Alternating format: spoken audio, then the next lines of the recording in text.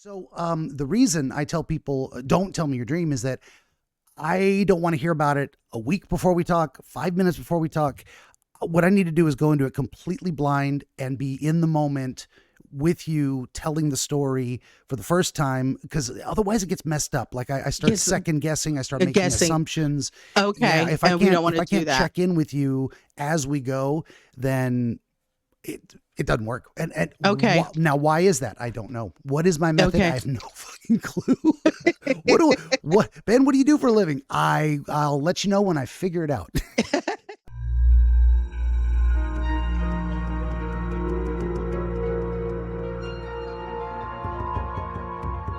Greetings, friends, and welcome back to another episode of Dreamscapes. Today, our special guest is Keisha Reynolds. She is a certified clinical hypnotherapist, a certified life coach, and the owner of 321 Deep Sleep Hypnotherapy.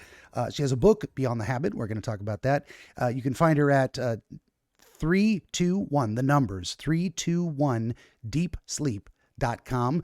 For my part, would you kindly like, share, and subscribe? Tell your friends. Always need more volunteer dreamers.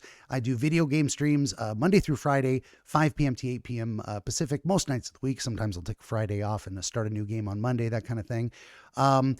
This episode is brought to you in part by my new book.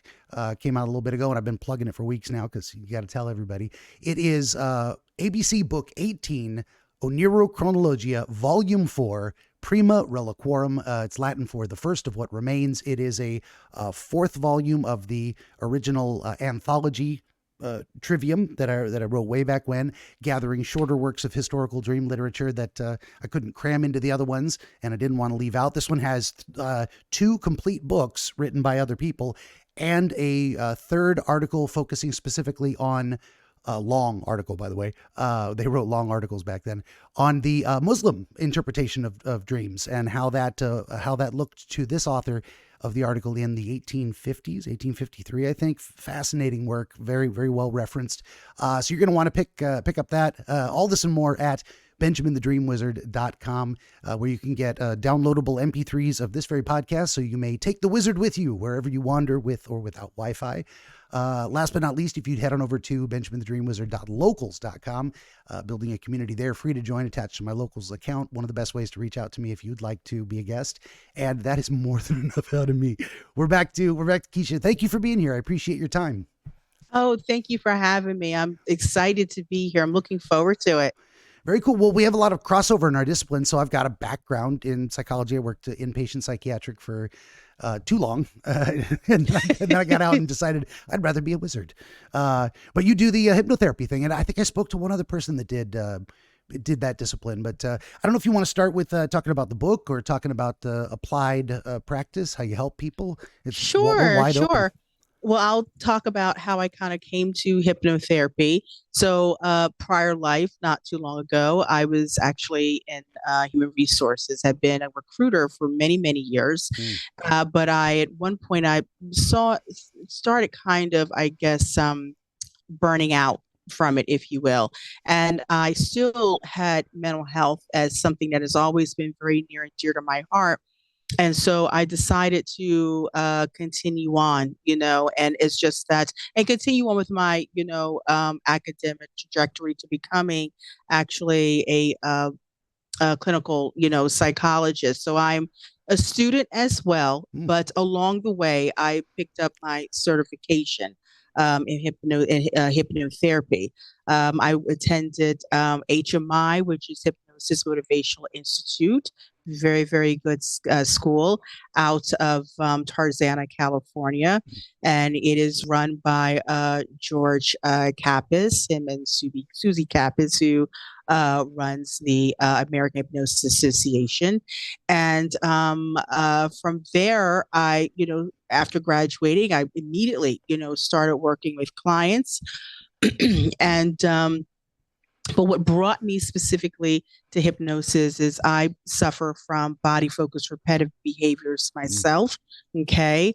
There are a few of them. So when you think about body focused repetitive behaviors, the main one, that most people know about is trichotillomania or hair pulling, Mm. but there is also dermatillomania or excoriation disorder, which is picking, skin picking. There's the chronic nail biting. Okay. There is cheek biting, the lip biting. Some people, you see them maybe chewing on their tongue, and then scab picking or picking the cuticles. So when these things are happen, these are pervasive. Mm-hmm. Okay, they're very pervasive. So uh, people don't like we don't do these things like to hurt ourselves. Typically, these are done because they are a way to create temporary relief, satisfaction, Mm-hmm. or soothing. Say when dealing with something that may be stressful, even boredom. Or tension, or like overstimulation, or like emotional overwhelm. So, body focused repetitive behaviors are also they're compulsions, and they are very closely related to OCD.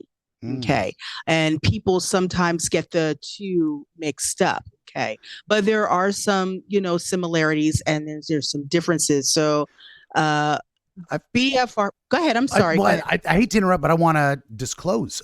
Yeah. I have certain, and people will watch my hands. Watch my hands during the show. You'll see me smoothing the sides of my fingernails away from the skin away from the nail bed, Yeah. and it's a repetitive self-soothing type of thing. Now, Yeah. I don't cause bleeding, I don't pick scabs, so Right. there's to give people an idea of what we're dealing with. There's a spectrum. If you bite off a hangnail once in a while, you don't have a disorder. Don't worry about No. that. No. No. No. There's No. normal. There's No. normal. Sometimes like the scab itches, you pick at it and you just get rid of it because you don't want to feel it anymore on your skin. Fine.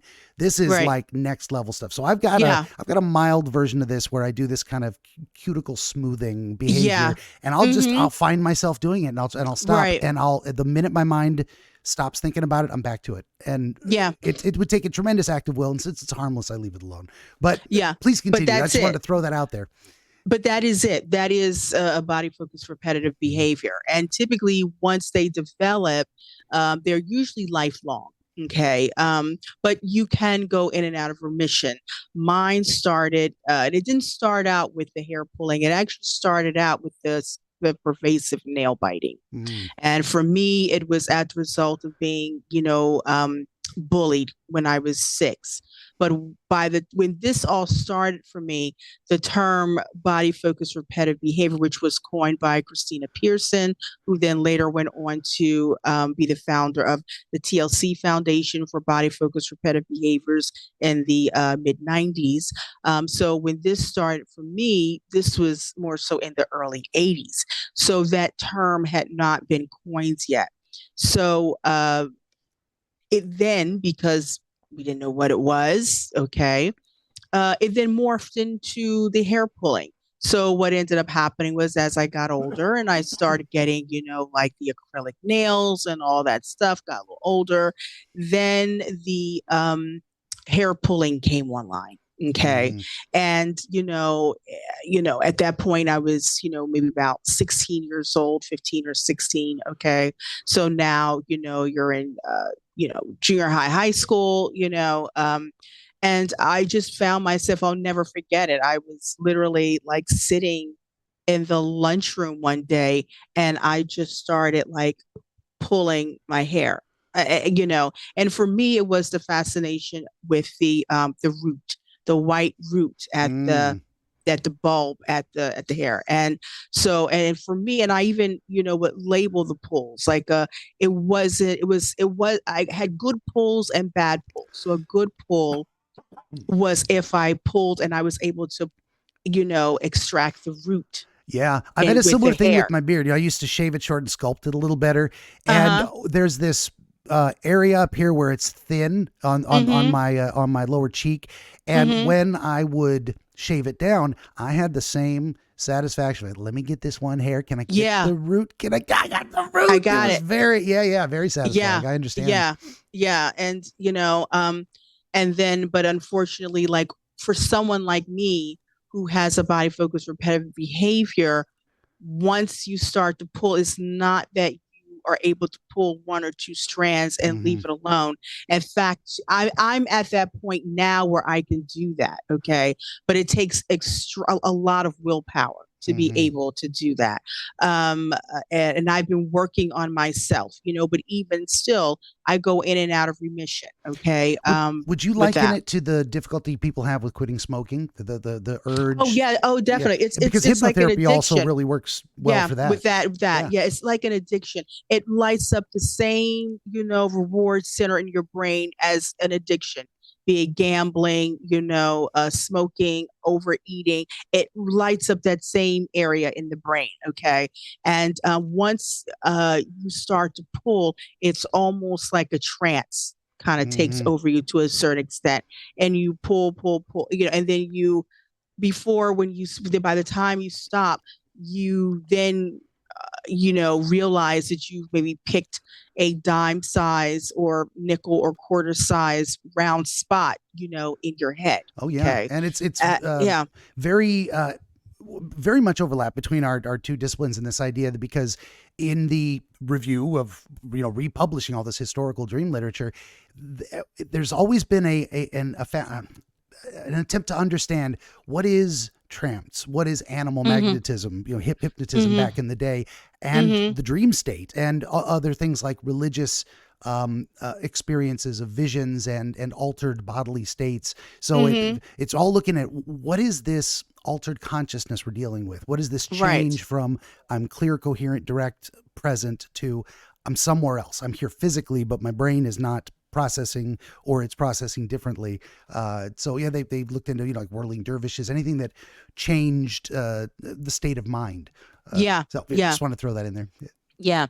And here's the thing. So, people do still look at, hypnosis as, kind of like this mysticism, okay, or it's like magic, but it's not. Or they put it in the It's spooky woo category, like it's not real Yeah, science. Yeah. exactly. And it's actually anything, it's backed by science, Hmm. okay? Even more Uh so now. It was 30, 40 yes. years ago when I was in school. And Yeah, it's yeah. even more so now, Even more so now more where it's solid backed by research. science. And we already know things like, repetition can improve memory and things like that. Well, Exactly. repetition has other things like the steady, especially rhythmic beats. Mm-hmm. And that's Mm-hmm. why they've got whole channels dedicated to listen to this binaural beat and it'll help you fall asleep. Yes. And I have used them and they work. I'll And tell you you. know what? And it's interesting that you bring that up, Mm, Benjamin, because when I record my sessions for clients, okay, I actually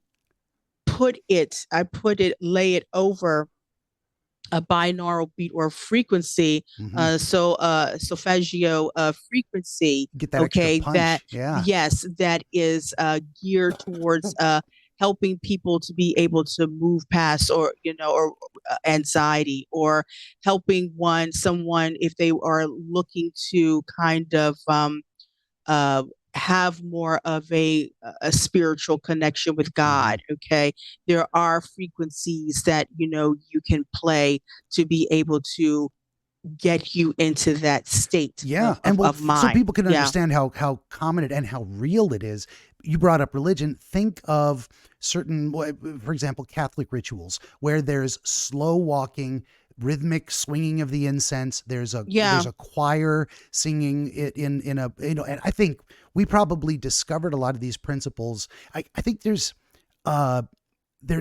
been a false divergence away from religion. We think science is different, but I think they're actually the same thing I think they are. understood properly. And so they I just do. understood things and put it into practice because it worked in terms of religious ceremony, that let's put you into an altered state of Yeah, receptiveness to the Holy Spirit, or even a trance-like state of just, I want to come to church to feel better. I want to feel yeah, good.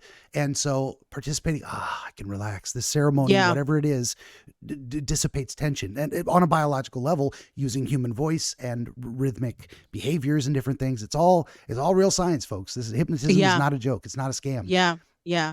And it's funny that you mentioned in terms of like religion and kind of science kind of being, walking, side by side. I mean, even if take, for example, if like the book of Revelations, okay, That's a good one. I love it. It's one and of the my best. past, yeah, my pastor, we are going through all of the chapters within this book. And You want a freaky next, fantasy story in a way. Like if you love Lord of the Rings, read the Book of Revelations. That's trippy. actually, it's funny you mentioned that. My Pastor Otha, he actually talks about the Lord of the Rings and how in the movie a lot of things that are said are really biblical. Okay, he Absolutely. Yeah. actually talks about that, and he brings up Lord of the Rings actually quite often. And in the book with Revelations, the thing about it is that it goes back and forth. It like goes back, and then it'll talk about what's going to happen, and then it'll kind of go back, and then it'll talk about, so you kind of go back and forth.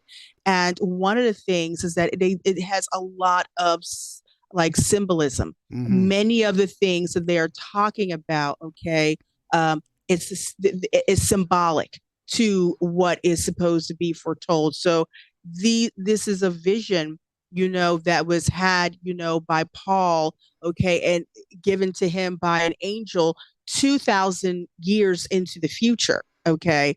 And in doing so, many of the things, and it's interesting because my pastor was saying, a lot of things that they're saying, you have to remember, like AI is even mentioned. This is foretold, like all of this is prophecy that we're going through here, everything. And, he was like, okay, like, for example, you have to think about what the words were then. Like, for example, in there, he mentioned something about a statue, okay? But he didn't, that's because the word robot was not invented back then. Mm-hmm. He didn't know what a robot was, okay? All he said, and then you were able to plug it in and it breathes life. That's a robot, okay? But he didn't know that. They didn't have a concept of what that was. Their language, it was more primitive, they didn't have that, So it is a lot of it is symbolic, and having to link it, here. And it takes, someone who really knows and understands, who can kind of show you the way so that you can see, okay, this is a symbol for this. So no, it's not an actual statue that's walking around. No, but it's a symbol. It's symbolic of something, and imagine So yeah. you're in the 0 BC or whatever, and you're looking at something in the future, Yeah. and you're like, how do I describe it? It's a box, but there's pictures on it, and the Exactly. pictures move. Well, it's television, but you're like, Exactly. you don't have the word TV in your mind. Right, That in hadn't your been invented mind. because the product It hadn't even hadn't been invented yet. exactly it Yeah. hadn't been invented yet. So, it's very interesting that you can bring that up. Oh yeah, no, I think that's true. I think the Bible's full of a lot of things that are like, it's part historical document, part mythological narrative, part symbolic representations. Yeah. Picking which is which, and sometimes it's all three at the same Yeah. time. But so you go back even as far as Genesis and Garden of Eden. Mm-hmm. People say, oh, serpent, talking snake. Well, maybe not literally a talking snake. It just says a serpent, and that's a conceptual idea. Now, snakes are serpents, but it's also a way of being in the world, and the tied up with the deceptive quality of what it is. So, what exactly the physical object was, may be indeterminate. I don't, but talking snake, fine. It's, if that's the way you understand it, and that's the way you see it. But I think it's also the essence of that deceptive. And they had a conception back the time that things that crawl on their belly were not to be trusted. So it's the essence. Exactly. Why did you make a terrible mistake by listening to the essence of something untrustworthy and get yourself kicked out? Don't do that. Don't get yourself kicked out of the garden. Congratulations. Now the cherubim with the swords are coming. Yep. And now now we all are now, because of that mistake, we all, that's why people have to work so hard, Adam with that sin. That's why we're now have to work so hard. That's why childbirth is very difficult and painful for women now. All of this goes back to Adam and Eve, and what happened in the disobeying his orders. Yep. But a lot of symbolism, in the Bible, lots of it. Absolutely. And then, well, the idea of going all the way back to where all our problems started. Now we're dealing today with the mental health issues and stuff like that. Yes, And the yes. so I didn't know if you wanted to jump over to talking about your book Beyond the Habit, and Sure, because you gave me the sure. full subtitle and I'm not going to remember it, Yeah, so I yeah. didn't even write it down. It won't be. It'll be coming out the first quarter of next year. Gotcha. So we're Um, still ahead of the um, game. Yeah. yeah. So it's called Beyond the Habit, understanding the development, triggers, and treatments for body focused repetitive behaviors, or BFRBs. hmm So did you do like a? I mean, how did you put the book together in terms of Um, a literature review or top tips and tricks? Well, what I did was actually, I actually joined association. The one I mentioned was founded by Christina Pearson, which is the TLC Foundation for Body Focused Repetitive Behavior. So I became a member of that.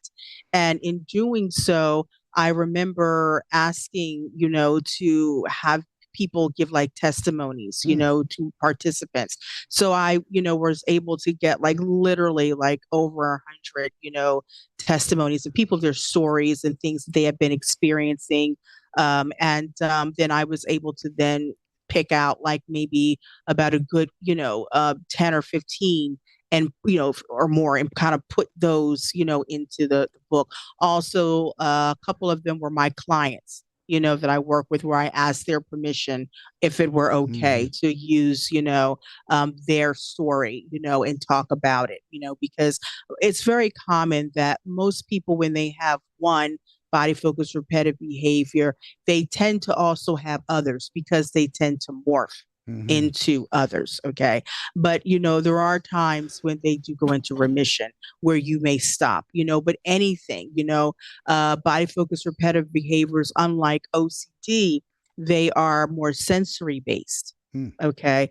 Typically with OCD, when compulsions happen, is usually because something where you don't want to be sick. So, example, someone washes their hands several times because they don't want to get germs, because hmm germs what are going to do what? They're going to make you sick. Okay. So that's the reason for the excessive washing and cleaning.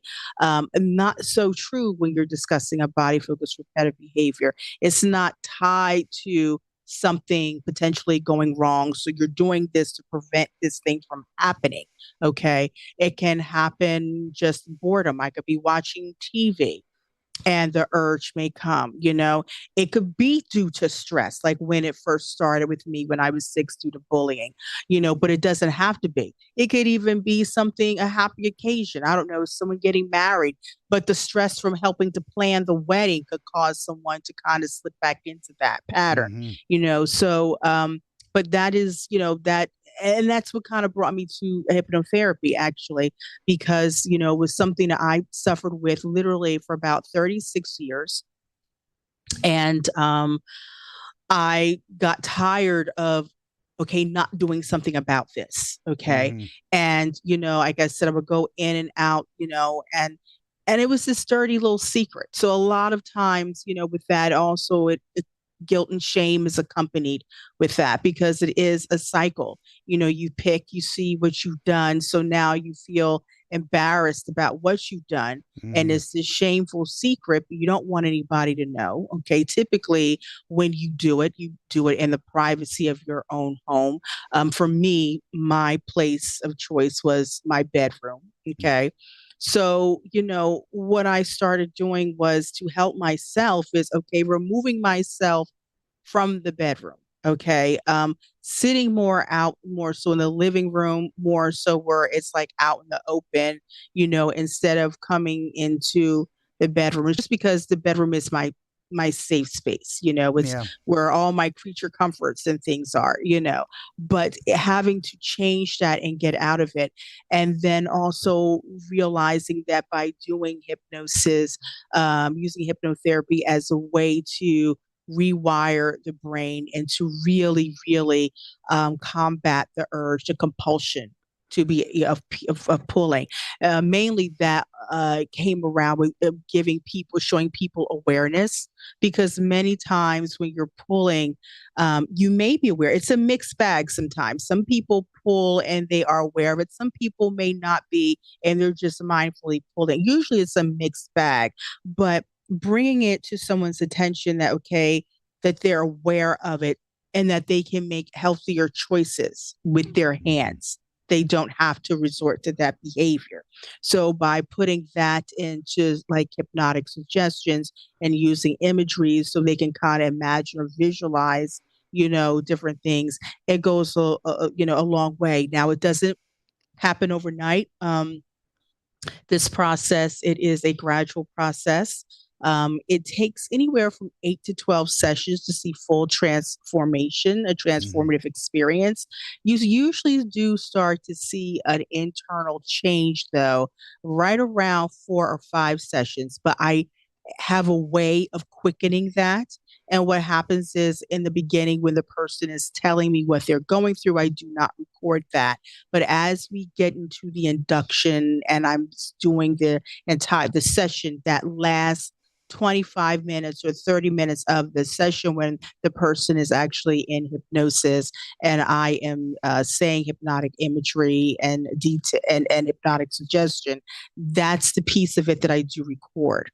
And based on what the person would like to do, I give them that recording, and then they play that nightly, or at the minimum 4 to 5 nights out of the week. They will play that over and over. Okay. And then what happens is, because what it does, it literally rewires the mind. Hypnosis creates new neural pathways in the mind. And that's how hypnotherapists like myself are able to go in and change, negative thought patterns, critical self-talk that we have internalized within ourselves. So basically, from a therapist's perspective, they will call that distortions. Okay. Yep. From my perspective as a hypnotherapist, we call those known associations. And basically they're the same, just different words used to describe the same thing. And really, it's really just what you've come to identify as what you've grown up with. And what happens is when this happens, see, from the time we are 0 up until 8 years old, we're all pretty suggestible. Okay. Right around 8, you start taking in programming. Okay. You start taking in all that programming. And mind you, also, the subconscious mind makes up 88% of the mind. Okay. At least 88%. And then you have the waking state. Okay. Which is where we are now, which is responsible for logic, being able to analyze things, decision making, that type of thing, where we are now. That's about 12% of the mind. So when you go to a therapist and they're doing talk therapy, they're working more so with that waking state, that 12%. I work with the 88%. So when you hear, or on TV, we all see or hear the hypnotherapist kind of doing that countdown back to like 5, 4, 3, 2, 1, and then deep sleep. Okay. But that snap, that half deep the audience sleep, just passed out. Yeah. Well, you know what it is? Here's the thing. Yeah. Deep sleep is not actually a real deep sleep. What that is a trigger to the subconscious mind. Okay. You are actually aware. You may be very relaxed. Your eyes are closed. You're in a very relaxed state, but you are aware, okay, of what's going on. So that dispels the myth of you cannot go unconscious in hypnosis. It's impossible, because you are aware. You're very relaxed. You feel more so like you're in and out of sleep. When you get ready to go to sleep and your head drops, like, and then like that type of thing. Yeah, like that. That's kind of like the way you feel, but when you come out of it, usually people are on the drowsy side. I ask them if afterwards if they can go take at least maybe like a 40-minute nap, because you need it. You're sleepy. You're tired. You're sleepy. I have people to make sure they have some water or something next to them So by drinking, it kind of brings people back to themselves, So, after, I mean, like not listening to the recording is while driving is recommended, Yeah. because you don't want to fall asleep. And also not driving quickly after you listen to the recording. Okay. Mhm. You want to make sure that you're kind of have a chance to kind of come back to yourself. But kind of long-winded. So sorry about that, No, that's Benjamin. But okay. yes, Did, but but that's how but I got to it. yeah, but to reinforce what you're saying too, and again, this is all hard science. So in once again, the historical dream literature I've been republishing, there are famous experiments where a guy was like, well, I want to know if experiences during sleep, when I'm out like a light and REM and snoring, all that, I want to know if physical experiences I have as a sleeper show up in my dreams. And he did experiments. He had, Confederates or his assistants tickle his feet with a feather to see if it would show up in his dream. And he reported a specific event. They held a hot water bottle close to his feet. I don't know why he had a thing for feet, I guess. I'm just realizing that. But they also like tickled, I think, maybe they tickled his nose with a feather, something like that. But they held a hot water bottle near his feet, not touching. And he reported dreaming that he had been captured by thieves and they were torturing him by putting a hot poker on his foot. I mean, so someone whispered a word in his ear and he was able to say that he did have some kind of an experience of hearing that word. So that word, if you you are able to intake hypnotic suggestion in sleep. It's absolutely a real thing. And you might it might even affect your dreams too. So. Oh yeah. Oh yeah. Oh yeah. Hypnosis, we do in terms with hypnotherapy, we do work with dreams, as well, when it comes to that. In fact, actually, sometimes after hypnosis, you will have something kind of, we call them venting dreams. Okay. Where, you may start to dream about what we discussed. Okay. And basically we look at that as your mind now releasing it. So we call them venting, like early morning, like venting dreams. They may happen early morning, but basically you are now beginning to release all of that was in you that we've kind of worked through. You're now dreaming and kind of venting that out. Definitely, because that is my conception of dreaming. Is that I say the lungs breathe, the heart beats, and the brain thinks, and the brain thinks whether you're asleep or awake, just like those other automatic systems. And what are we doing all night long? What are dreams? We're processing information. Sometimes we're just having a fun adventure because we like fantasy. That's fine. Yeah. Sometimes, but very often it is related to here's what I've been through. Here's how I feel. Here's what I need to put some thought into and try and determine what do I do about this situation. What struggles or problems am I dealing with? I've had a very interesting phenomenon. We'll just swing into that for 2 seconds. Over the past, so I said I was writing a book. I don't know if I got it in the. Oh yeah, that's probably the clip I put at the beginning, but and something like that.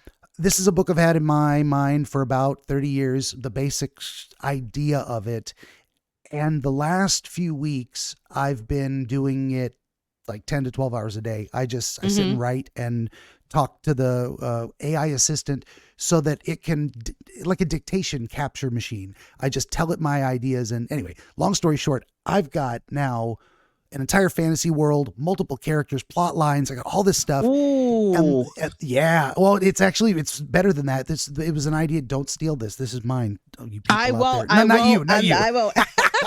Not you, but I've had an idea of, a sci-fi fantasy crossover where there's a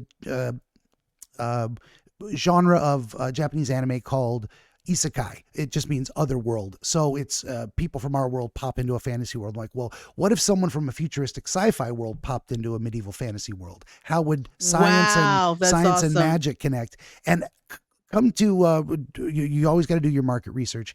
Yeah. There's a point to this. I'm going to get to it, I swear. But in the market research, there is literally one other person who has ever released an idea even close to mine. I mean, we've always had the idea of I think the isekai novel goes back before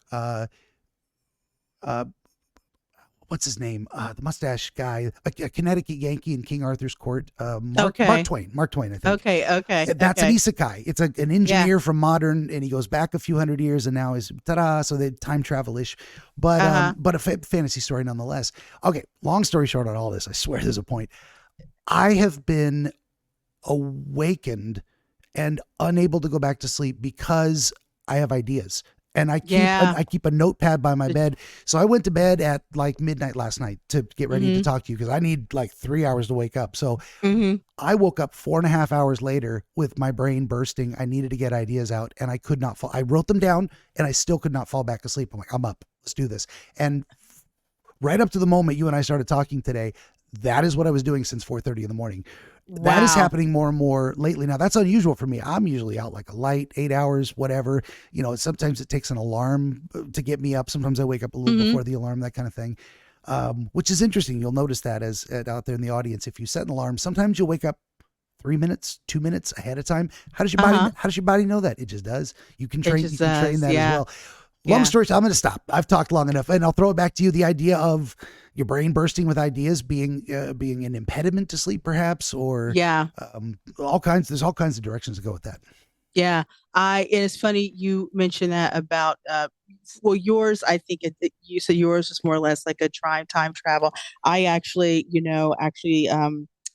started working on something that's similar but not quite like yours. I've always had a fascination when it has come to parallel universes. Mm. Always have had that fascination. The thought that, the many worlds theory, Oh okay, yeah. the thought that, there is me here and this one and then me here. And yet these different worlds or universes are literally very close to our own and kind of move like this, like really kind of like that, and every now and again something collide, Mm-hmm. okay, and it won't make sense to be like, okay, wait a minute, that's weird, okay, but yet then it quickly, it's over and you're kind of back, like I remember, and I don't know if this is true or if this was, I read this, but I don't necessarily know if this was a true story or not, but I remember I read this one. It was a gentleman and he had gone to bed and he woke up and everything looked the same, and then he happened to go to McDonald's like he normally does, okay, and he noticed that things were different. Okay. They didn't take the same kind of money that we did. Okay. Mm. There was like a card or it was something that they used, for money. Okay. And there were a couple other items that they didn't have on that particular menu, which were always there, And then all of a sudden he goes back to sleep that night. And just like that, he's back, He goes to McDonald's the next day, gets ready to order, notices that now the card that he had, because he was going to give that card, it doesn't work. He's now back in his own time. And he goes to look at it, and that piece of currency that they use in that world has now faded. Mm. It's no longer there. Now, again, I don't know if this is true or not. It was written in a story. I happened to read it. I don't know if it was a true, detailed account of something that this gentleman actually experienced. But it is kind of like a cool spin on it, though. Like, wow, okay, the Yeah. fact that there is another world that is right by this one, and in this one, I'm doing something else. Like everything that you want to do, like in this other world, I may be doing that, or I could not even exist in that world. You know what I mean? So Oh yeah. it's pretty cool. Some just occurred to me, and you're free to use this if you want to. I'm just throwing it out there. This is not proprietary. It's not in my story, but I've always wondered about what. Well, now the word's not going to come to me. Deja vu. I've always wondered. Oh A lot of yeah, us are fascinated by that because it's a physical sensation. You're like, I yeah, just yeah, felt something, and it's yeah. weird. And there's people who've theorized your brain fires twice in rapid succession, so you get this kind of resonant double feeling. That's why they call it doubling. Like or like I've done this before. I've been. But if we apply a different standard to it and say we got a multiverse theory, and Mm-hmm. there are infinite multiverses, and among those there are infinite versions of myself that had a meeting with you today at 11 Mm-hmm. a.m. and that each path splits sort of as I make different Mm-hmm. choices. Did I wait 5 more minutes to get out of bed? I'm still ending up in this chair talking to you, but there's a slightly different path. Did I put more or less cream in my coffee? A million variations. Mm-hmm. And it just occurred to me, what if deja vu is the feeling of two parallel worlds that are close enough, briefly touching before they split off again, and we just get that harmonic resonance that only happens when they're close, and we go, ooh, Mm-hmm. deja vu. I don't know. That just popped into my head. Maybe you could throw that in your story if you want, or do whatever you want with it, or it'll just be a nugget sitting in the back of my brain. Well, I love those No. fantastical explanations. Can I prove that? No, but it's interesting. Mm-hmm. Yeah. Well, actually, it's funny that you're bringing up deja vu because actually, in the Bible, it speaks to like in John 14th chapter 26th verse in the in NIV version of Holy Spirit will teach you that all things, and will remind you of things, you have everything I have said to you. People with strong intuition sometimes will maybe experience that, like a spiritual reminder or like prophetic, foreshadowing, Mm-hmm.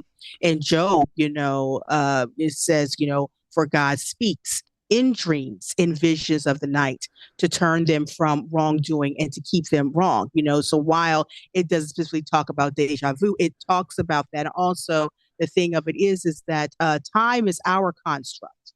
Mm-hmm. Okay. Okay. Time is ours, what we have here. But if you're talking biblically, okay, in heaven, there's no time. There's no time. Time is a man-made. It's here, okay, Mm-hmm. but there it isn't. So, for what I have kind of been taught is that okay, when you feel those moments, just like you say, you have those different pathways. I've told that's kind of like God restarting that. Okay, like I Mm. don't want you to go down this way. Perhaps something might happen to you, so I'm going to remove you and we're going to start your day over. Okay.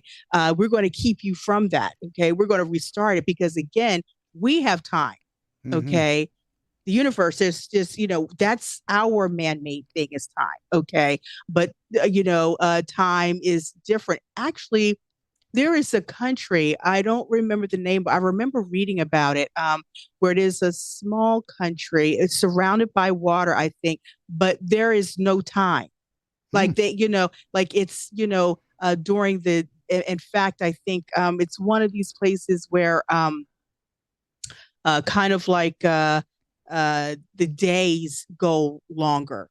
Okay, and the nights in the wintertime are longer, or it can be 2 in the morning, but it's still kind of like daylight if you're experiencing that. Mm. It's not Alaska. I know in Alaska that it happens like that as well Yeah, they'll in have like terms of 30 the days a time. night, but also 30 Yeah, days of yeah, daylight. days of day, exactly. So it's something like that. So the people who live there, they don't really have time.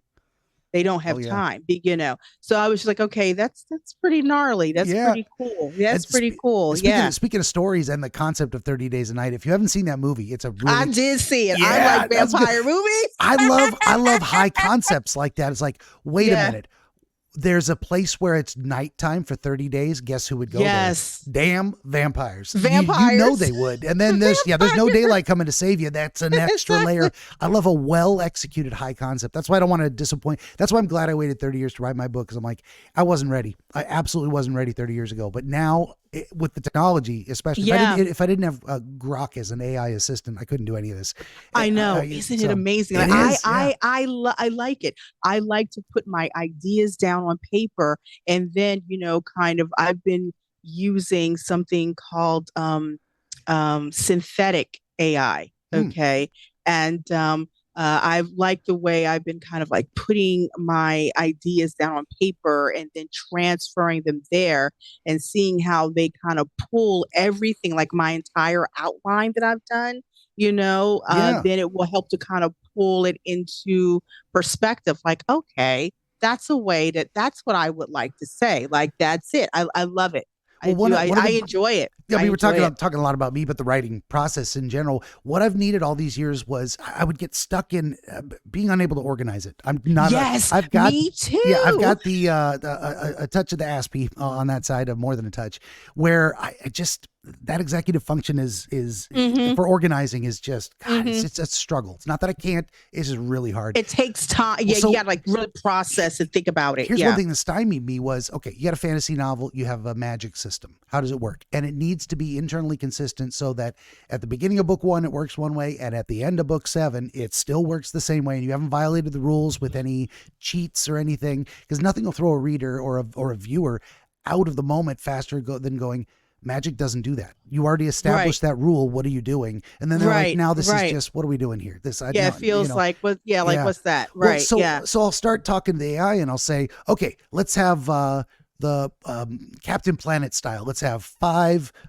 powers, and it's earth, air, water, fire, and heart. Beautiful. And the AI will go, locked in. What do you got for me? I'm like, well, let's play with that and see the permutations. Today I was doing a conversation of like, we'd gotten down to world building of, okay, we've got this guy, he lives in this place. It's run by this political system, this ethos. There's these kinds of guilds, and the guilds are all full of specialists in different kinds of magic. And it's keeping track of this. And then I'll get down to the end of everything and I'll say, ask me questions. Tell me where I contradicted myself, and I'll say, here's something that could go either way. What do you want to do? And I didn't even think of that. I would have had to go back and read the whole thing and read it for me. Mm-hmm. But then also I'll go, okay, lock that in and give me an outline or flow sheet of how magic works in this world.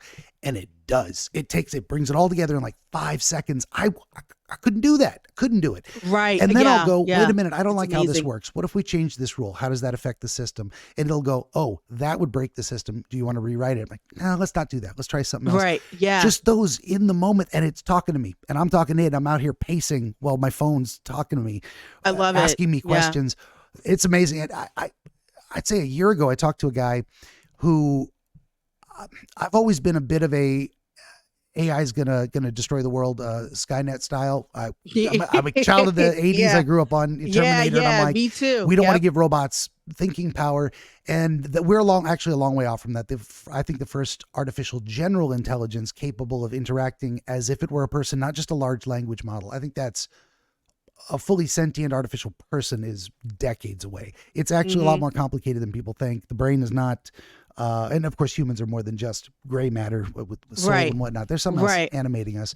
Long story short on that, this guy I interviewed, he said, don't worry about that. That's not going to happen. And I now I agree with him. But at the time I was skeptical, and he said, actually the way things are going to go, and he was right. And you can go back and watch that episode.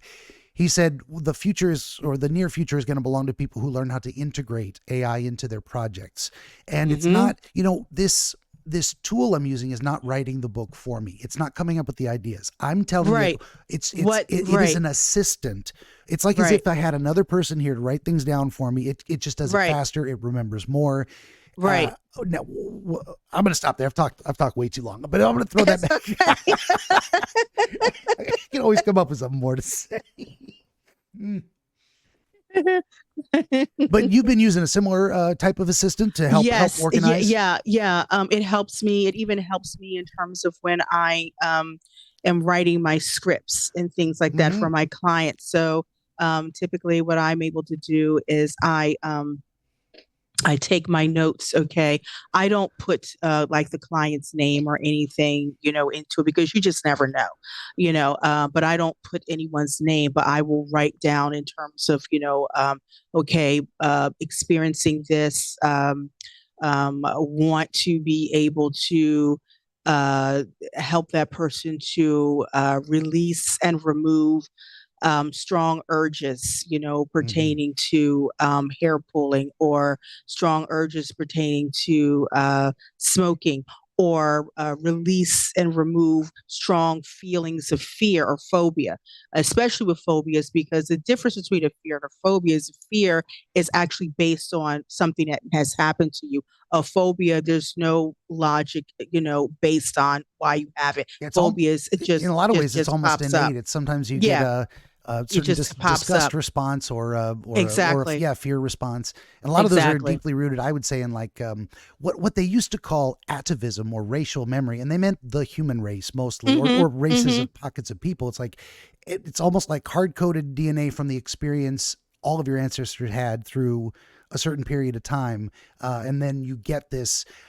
And there were people even theorizing in Darwin's day that the reason we got dreams about flying is that part of our DNA, our very genetic code, remembers when we were fish before we crawled out of the ocean. I see what you're that kind of saying. a thing. So now Okay. that's one theory to explain flying Right. dreams. I think it also is Right. just, we can imagine we've jumped and we've had all kinds of experiences of near weightlessness, floating in water and whatnot. And so we're like, what if I could fly like a bird? And so some dreams are just wish fulfillment. And certainly it's been related to the idea of wishing to be free of something, or feeling that you are free of something. You just graduated school, you don't have to go back. Flying dream, triumphant success. Free of flying. Exactly. Yeah. That makes sense though, because actually in all of my dreams I can fly. In all of my dreams, I can always fly. Nice. In every dream that I have, I literally I can take off and just fly. Oh yeah. My dreams. When they say, what dreams. superpower would you want, like invisibility or flying? Oh, flying. I don't need to I be would love invisible. to be able. I don't need to be invisible. Yeah. I'm already invisible. Yeah. I stay home. I just want to fly. Right. I just give me that gift. I can do that. Yeah. Yep. Well, speaking of dreams, do you feel it's a good time to transition? Yeah, We'll jump into it. absolutely. Absolutely. Benjamin the Dream Wizard wants to help you pierce the veil of night and shine the light of understanding upon the mystery of dreams. Every episode of his Dreamscapes program features real dreamers gifted with rare insight into their nocturnal visions. New Dreamscapes episodes appear every week on YouTube, Rumble, Odyssey, and other video hosting platforms, as well as free audiobooks exploring the psychological principles which inform our dream experience, and much, much more. To join the wizard as a guest, reach out across more than a dozen social media platforms and through the contact page at benjaminthedreamwizard.com, where you will also find the wizard's growing catalog of historical dream literature available on Amazon, documenting the wisdom and wonder of exploration into the world of dreams over the past 2,000 years. That's Benjamin the Dream Wizard on YouTube and at benjaminthedreamwizard.com.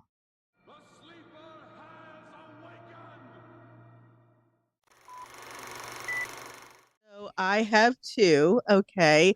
The first dream, because we were just talking about flying. So in part of this dream, I was flying. So many years ago, okay, I want to say actually probably in like the 90s, probably like mid to like late 90s. And I remember I had this dream that I was fighting, like there was this thing, it kept chasing me, okay, and I kept flying through these doors, and the thing was like hot on my trail. Now it looked like for anybody that remembered the Golden Child back in day with Eddie Murphy, the best Eddie Murphy movie, hands down, all time, and the demon Sodom Numpsie, okay, like when it's my brother Sodom Numpsie, and when he at the end, when he was chasing the Golden Child and this thing like erupted into this skeletal thing that looked like really evil, like this whole demon thing, that particular thing was chasing me. Now, mind you, I hadn't seen the Golden Child in many, many years, okay? But this thing was chasing me. And I would go through these doors. I'd be flying. Okay. But I had the power to fly, and I was able to push open, the door and fly through the door, go through the door. But this thing kept coming on my trail. Like I could not shake it. And then all of a sudden I flew and I got into this white room. And I mean, it was wall to wall white, like no doors, like just everything was white. Okay. And I heard this voice. Okay. I'm incorporating it or saying that it was God. That's what I think. Okay. Mm-hmm. Because I heard this voice and it told me, you can't run from this. You have to fight. You have to fight it head on. This is not something you can run from. You have to face it. And I was given this stick, almost like a staff, if you will. And when the thing came through, I started fighting back. And I ended up, killing it. Okay. And just at that moment, the scene changed like in an instant. You know how in dreams the Oh scenes yeah. change very quickly. And just like that, I was in a Catholic church. Okay. And there was the altar and everything up above. And it was we were walking up but it wasn't walking by myself. It was myself. And then there was a child in the middle, but there was another child on the other opposite end of me. And we were protectors. I didn't know the other child walking on the other side of me. We were protecting the child in the middle. Okay. I was one protector. The other one was another protector, but she was in the form of a child. But I knew she wasn't one. I knew she was an angel of some, I knew she was, but it's just that she was in a childlike body. I want to say that she was probably, looked like she was about maybe 10 years old. Okay. And she had long, kind of like dark hair. Okay. Like brown hair. Okay. And we were both walking together, and this child was in between us. And everyone was clapping. There were people, in the pews. And as we're walking forward, everyone was congratulating me for destroying this beast. And then we got all the way up to the altar, and we delivered the child. And there was a nun that was there. And she said to me, "You have won." What did she say? She said, "You have won the fight, but not the war." She said, "You've won the fight, but not the war." And then she said, "Stand behind thy soul." And I never forgot that. And at first I was like, did she say stand behind thy own or stand behind thy soul? But as things became clearer, she said, stand behind thy soul. She said, you've won the fight, but you haven't won the war. And then she said, stand behind thy soul. And the dream ended. Boom, just like that.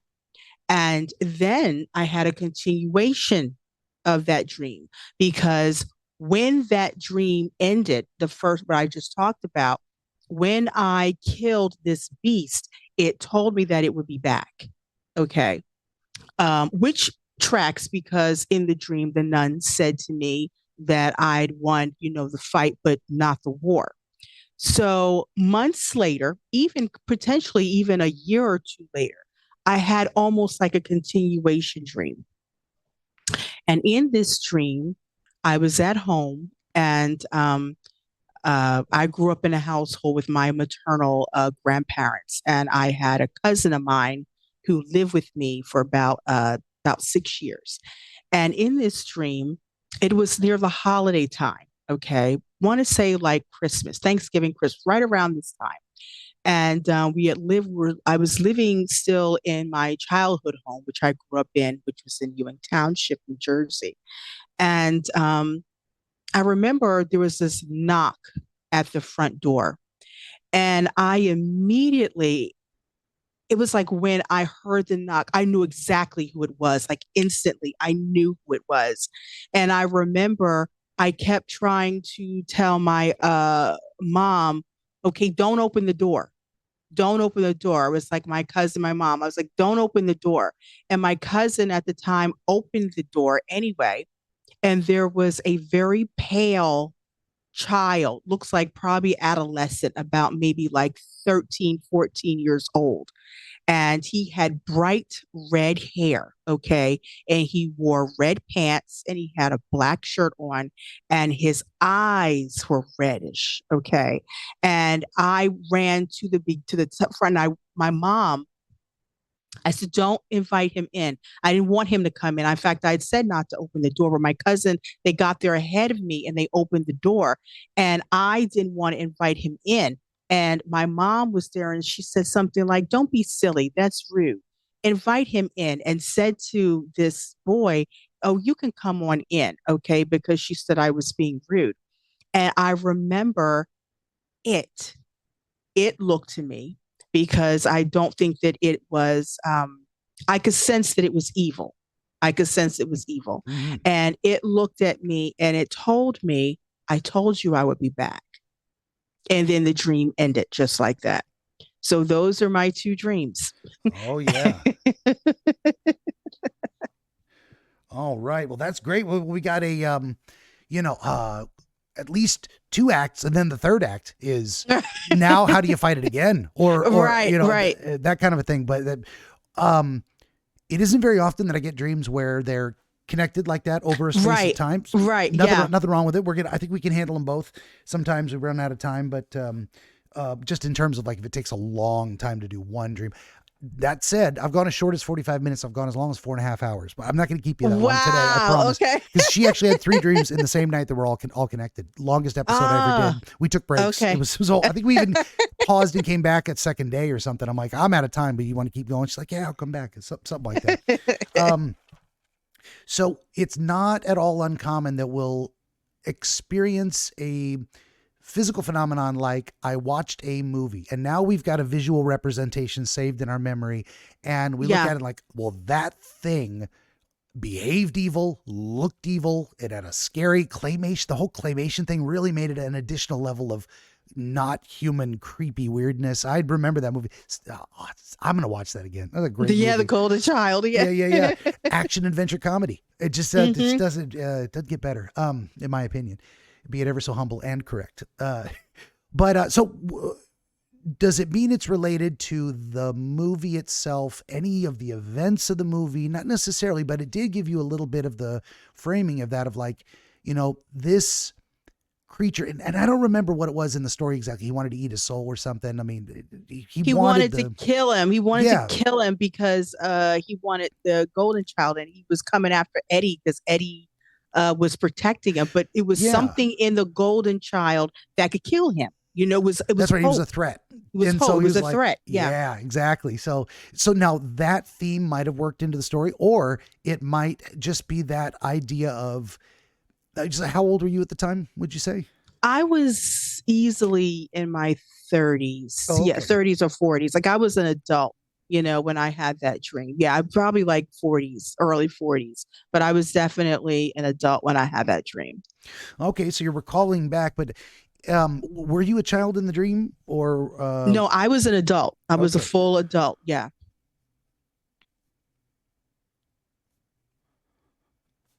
Put IRL and dream. Here we go. 30s. Yeah, because that would be it. So in the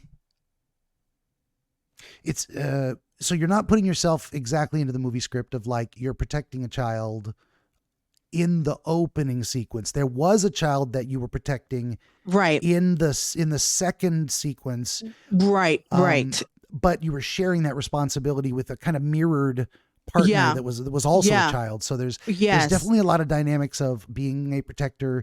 It can be it could be your child, it could be children in general, it could be the threat of an evil world to the two children in general. It can be that part of the qualities of what needed to mirror you as an adult was a childlike approach to something. It can reference things you learned in the past or things you had observed currently. So we're going all kinds of different places with that. But I wanted to start with, so this is what I do. I try and put myself inside your head. What are you seeing? And I'm going to try and see it too. And then we'll try and, because I've had the completely wrong conception of some things and I try and clarify it and they go, oh, no, it's like this. I'm like, oh, thank God. Now I see what you see. I wasn't seeing it all. So if we start with the very first sequence of flying through doors, what kind of doors, what kind of buildings were they in? Was it an endless series of hallways or? No, it was like it was like literally like a traditional, like a brown door. And I would kick the door open and kind of go through the door, so I wasn't, I guess, kind of going through the door like that. I would open up the door and I would go through that door and into another room. And I was continuously seeing these doors. Okay. And continuously going through them, trying to escape this thing, but it was like hot on my trail. Yeah.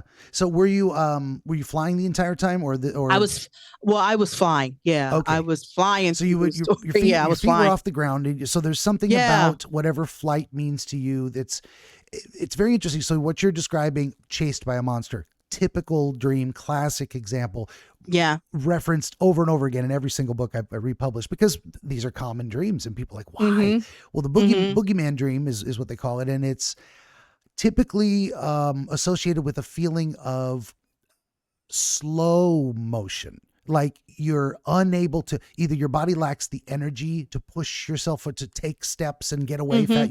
You are incapable of running, or you feel as if you're, and very often there'll be a visual representation of my feet were stuck in quicksand, molasses, concrete, things like that to show your, and then that's very much tied in with, I feel a threat is looming in on me.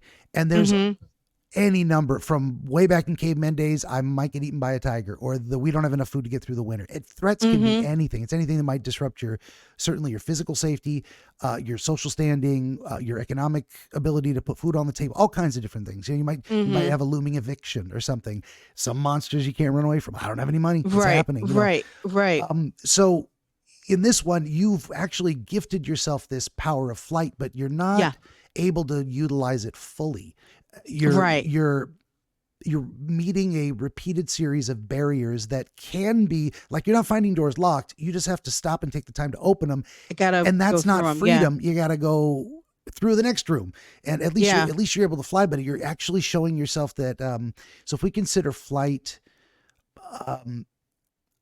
something along the lines of self-confidence or competence, you're meeting repeated obstructions to escaping some kind of impending doom that you feel is right on your heels. It wants to hurt you. And you've put it in the body of this iconic representation from a fantastic movie, which so it could have been any kind of demon. It could have been from it could have been Hellraiser, Pinhead, that does. But then it would have been Pinhead probably if you were thinking about something else. So Golden Child's a good way to go with this too, because there's other themes of that movie. Certainly the idea that the child represents hope and that he has some kind of magic power as well. And that he's, that he has a protector. So there's themes of that you're bringing into here and you're like, oh, well, the villain would obviously look like the demon because that's perfect. So what do we got? We've got, ability or capability. What words I use this? Damn it! I talked too much and didn't write any of it down. Jesus. And these are just doors in like a house, like a regular residential house, an office building. I was more so. It wasn't. It wasn't a house. If I don't know if it was a warehouse, whatever it was vast. I wasn't outside. I was inside a structure. Okay. But it was almost like never ending because I kept coming up to these doors and having to open the door and go through the different doors until I went through that last door and I ended up in that all stark white room. Any other features of the rooms you went through stand out? Any objects that might have been there? Windows? No, there chairs, were no, tables, completely empty? completely empty. It's just the doors, and I'm just going through the doors, If you had to give it a rough estimate, did you go through 10 doors, 50 doors, 1,000 doors? What did it feel like? It wasn't as many as 1,000. I want to say maybe I probably went through, let's see, 1, 2, 3, 4. I probably went through about a good 6 doors before I hit the room with the all white. I easily about a good, 6, 5, 6, more close to 6 doors. Yeah, I'm not going to hold you to it. I don't think the number. If you told me, I distinctly remember it was exactly 6, we would focus on that. But this is, that's enough to get the point across and enough to feel the threat of like, wait, oh, good, a door. I can get, oh no, another door. I'm still not out. No. And he's on your heels. It's built up, built up the tension enough. And when the tension's ratcheted to a certain point, then you can open the final door. Did anything happen before that last door? Was the door different? Was the closeness of the enemy approaching, was he closer when you got to that last door than he was at the first door? No, it was the same proximity. He was gaining on me. Okay. He was gaining, but he wasn't like right behind me, Gotcha. But he was close, until I went through that last door, and I had like, felt like seconds, when I heard that message, okay, about you can't run from this, you have to fight it. Yeah. And so, and immediately I gathered some type of courage, and a staff of some sort appeared in my hand, for me to fight this being, because I had nothing to fight with. Yeah. So I think the purpose of it in that sense, in the context of the dream, was to give you enough of an idea of enough repetitions of the I'll run away. That didn't work. I'll run away. That didn't work. And finally you go, okay, I can't run away. So you get through that last door and it's like, I got to make a stand. There's some part of you that's you got to take a stand. Yeah, that's speaking back at that time. And then you are reporting something that a lot of people don't. It's very common to hear visuals, and it's even common to have people say, well, I knew I had to make a stand. How did you know? I just knew. And dream logic, knowing is the same as seeing. None of it's happening. None of it's tangible. None of it's made of molecules in the real world, like a solid tabletop. So knowing is the same. But relatively fewer people will say, I heard a voice. Now, hearing voices in dreams is very common too, but it does place it external to you. And I've been toying with that notion of what to do with the idea of, well, I knew this is what it was versus I heard a voice say this is what it was. So where do we go with that? The idea of the white room. So you had been in something you said could have been like a warehouse. Not going to hold you that. It's not saying, oh, this is about warehouses, but some kind of space with multiple doors. Vast, like it was vast. It was it was vast, and you could have kept running through doors. I could have kept going through doors had they kept appearing. I could have. It wasn't going to help. Yeah. Right. Yeah. It just. Yeah. Okay. So it's distinctly different that the rest of the warehouse, we'll call it that for lack of a better term, not significant. The building you were in, and it is interesting that you were inside. There's this restricted boundaries that you can't fly up. There's a ceiling. You can't fly to the sides. There's walls. So it's not like you're being chased through a forest where you're weaving through trees, but you can go forever. Right. You don't have the ability to fly up. And so there's also the representation being shown to you of the space you're moving through, that there is no escape by flight. Flight in the flying sense and in the running away sense. Right. But that when you finally had crossed enough thresholds, figuratively and literally in the dream sense, where you finally got the message, okay, running is not going to work. Right. Then the scenery changed, and the change is vivid from rooms that are maybe less distinct, but still rooms to now. This one is, you didn't mention any colors for the one. Now this one is pure white, and pure white. Stark white. Yeah, this is where I would start asking, and I'll just go ahead and do it. Any associations with the color white? I mean, what does that mean to you in terms of confronting monsters, having epiphanies that you need to change a tactic or behavior to overcome? I mean, I could see that. I could definitely see where, I never thought about it that way. But I could see that, needing to be able to face maybe some things in my life. Okay. And what you said about blockages, like maybe, and now that I'm thinking about it, I'm thinking about it even from like a self-betterment perspective of wanting to do certain things, but there are these different blocks, some things that I have to do and overcome before I can get to do what I really want to do. Okay. So these blocks are showing up, and I keep having to go to these doors. I keep running from exactly what it is, instead of kind of saying like, okay, you know what? I just have to do this. I just got to knuckle down and just do it. Okay. So there is no way out but through. Exactly. Yeah. And, I needed to hear that myself recently. Someone told me, I'm like, you know what? You're right. I'm going to do it. Yeah. Everything worked out just fine. Yeah, I think that could possibly, be, maybe what it was, and this thing that's chasing me is a symbolic of just, okay, this is something I've been needing to do for a long time, or something I've needed to do, something that's ancient, because remember, something like that, it was ancient that was chasing me. Oh So yeah. maybe it was something that was very old that I've been needing to do for a long time. And I've been putting it off, running it off, putting it off, putting it off. And now it was just to the point where, listen, you are going to have to do this. Okay. You can't run from this. The only way, is through, like you said. So that does make sense.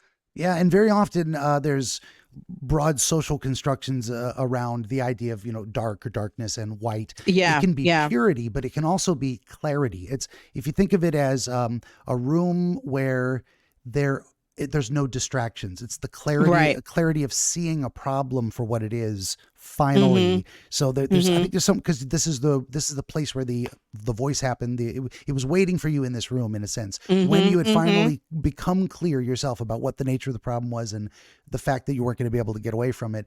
Mm-hmm. You said, okay, let's strip away distractions, let's strip away pretty colors, let's strip away furniture, whatever, and then you have that moment as well where you're like, okay, acceptance. I'm gonna have to fight. How do I fight? Well, you gave yourself a Right. stick in the dream. You're like, I need some kind of if you don't have an AR-15 for me, give me a ping pong paddle, something, anything I could throw at this guy, which would be kind of funny. Ping pong paddle, and as he gets closer, he shrinks, and you just that would have been. That's not what happened, but um, yeah. So I'm thinking that's probably what the stark white. They think it's no distractions, no noise, just pure Mm-hmm. understanding. But if that resonates with, Right. with you, we can go with it.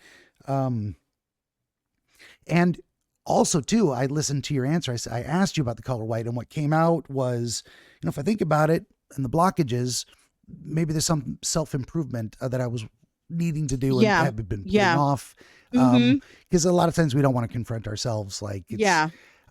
let me just do this another day. Let me Yeah. go You through another keep putting it door. off. Putting it off. And Yeah.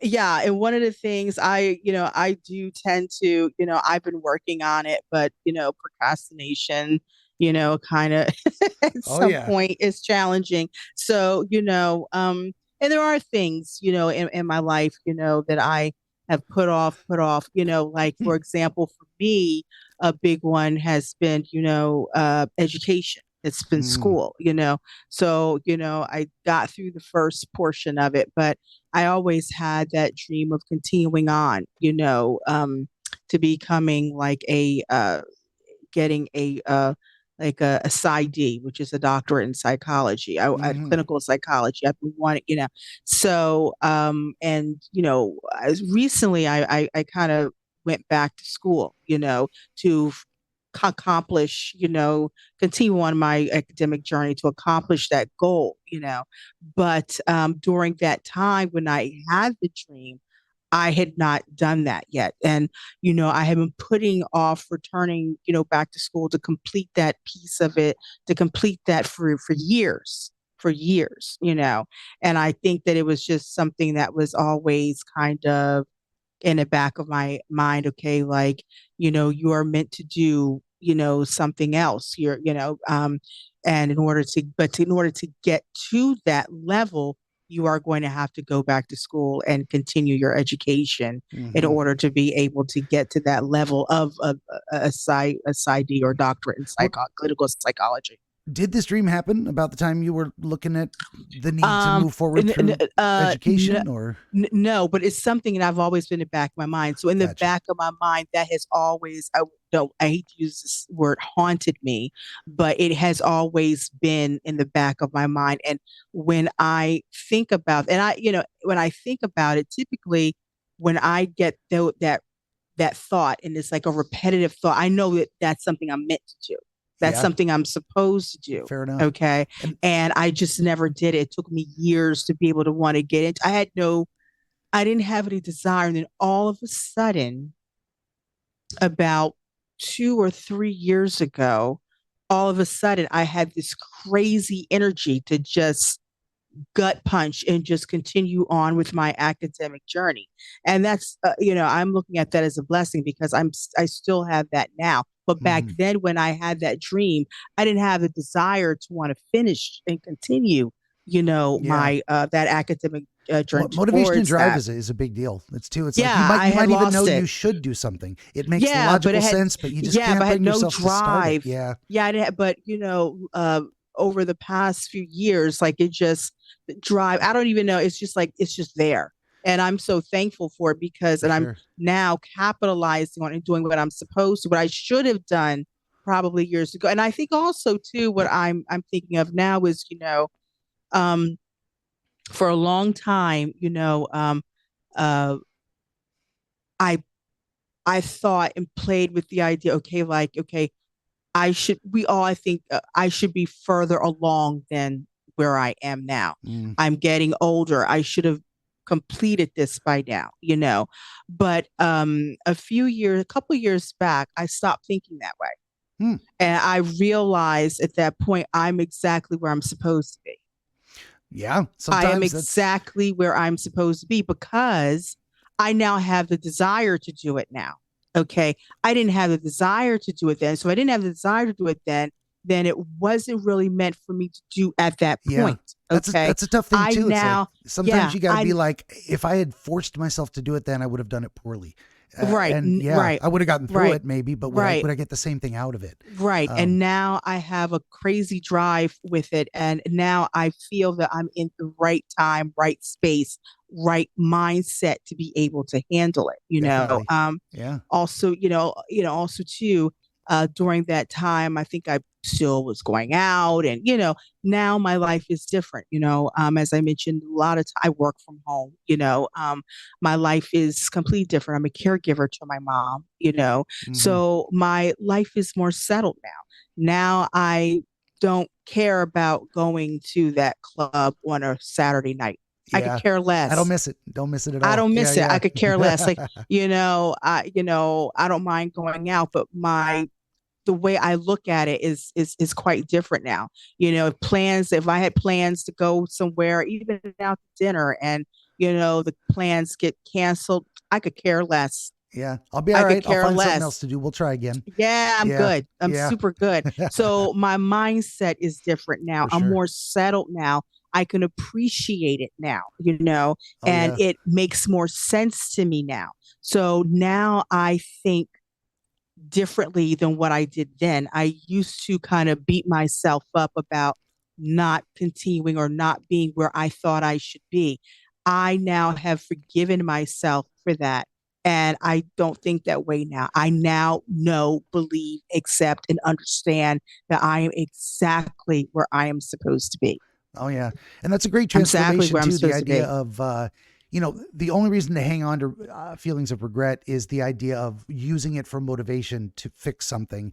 And, that doesn't mean you shouldn't feel bad about mistakes, but the idea of, hanging on to negative emotions like that, it's not doing anybody any good. No, but it hurts you. And once you've already got your motivation back, you're like, well, I don't got to worry about doing it. I'm doing it. Now I'm doing it. It's happening. I'm doing it. Yeah, like I'm actively doing it now. I'm actively doing it. Yeah. Let me beg for 2 minutes to run to the bathroom. I just I had way too much coffee this morning. I don't know if you want to stay here and wait for me while I just run, or if do you want a 5 or 10 minute break? No, I'm just going to go and put my shoes on. I am.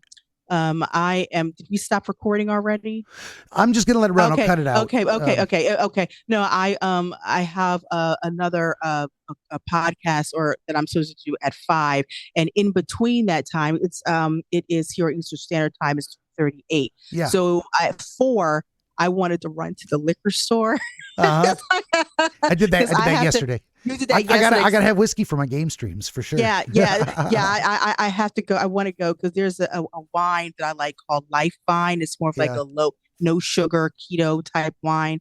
And tomorrow I'm going over one of my girlfriend's houses for Thanksgiving, and I need to make sure that I get to the liquor store before they buy up all that wine because it seems very popular. Are you wanting enough time to run out and come back, or no, because I'm because I'm just going to put my boots on because I'm thinking we'll probably be done by like 4. We'll go on another maybe 20, 20, 30 minutes tops. Yeah, that's fine. but For I'll sure. have time because the liquor store is not far from me. So I have time to run out, grab my bottle, and come back and be back here Okay. by 5. Yeah. Good deal. Yeah. Okay, then I'll keep it brief. I'll try and be back in Yeah. about 2 minutes ish. Okay. And I'm going to put my boots on while All right. you're doing that. Okay. Good We'll deal. be I'll see you in a back. minute. Okay.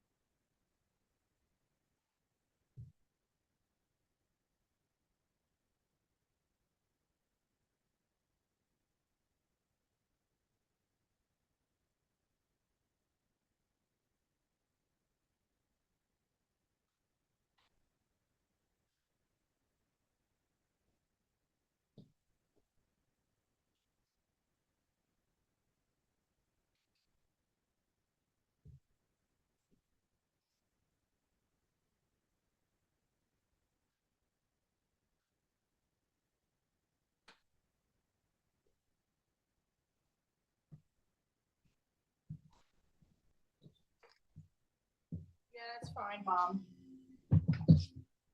That's fine. Just leave it like that. That's fine.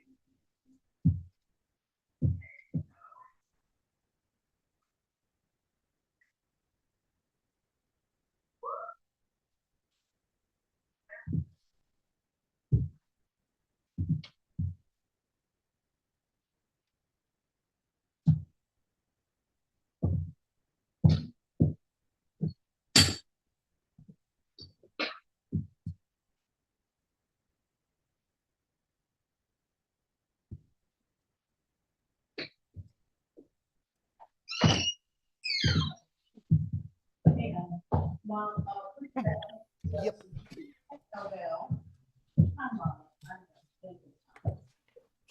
I'm gonna sure some food.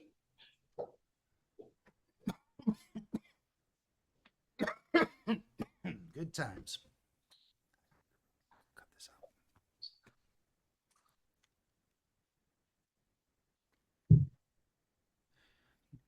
Do, do, do, do, do, do.